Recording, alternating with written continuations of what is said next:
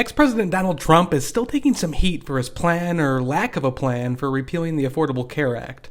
It's something that he's been out to do since his first term in office, and if you recall from the debate, he still doesn't have a plan for how to replace it. So just a yes or no, you still do not have a plan?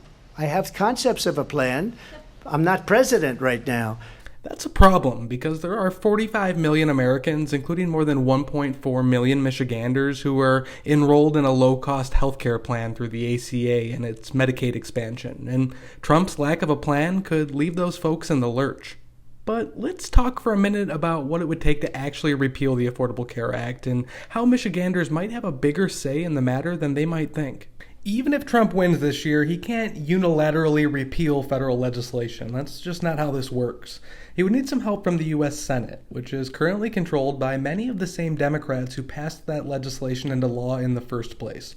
If Trump wants to get this law off the books, he'll need some help from folks like ex-Michigan Congressman Mike Rogers. Rogers, who is running against U.S. Representative Alyssa Slotkin for a seat in the U.S. Senate this year, was among the Republicans who voted against the passage of the Affordable Care Act, and he since talked about redoubling his efforts to repeal the legislation once and for all. That would not only threaten to rip away healthcare insurance coverage from millions of Michiganders, but it would also repeal the law's provisions that are actively preventing private insurance companies from denying coverage to millions of other patients with pre-existing conditions. On the other side of the aisle, Slotkin and Kamala Harris have vowed to maintain and grow the Affordable Care Act if they're elected this year, and they've both grilled Trump for repeatedly seeking to repeal the legislation with no concrete plans to fill the healthcare void. This is why I ultimately decided to run back in 18, because my mom was diagnosed with cancer when she didn't have health insurance, and we had to fill out the paperwork for her to declare bankruptcy. And we got to protect people with pre-existing conditions.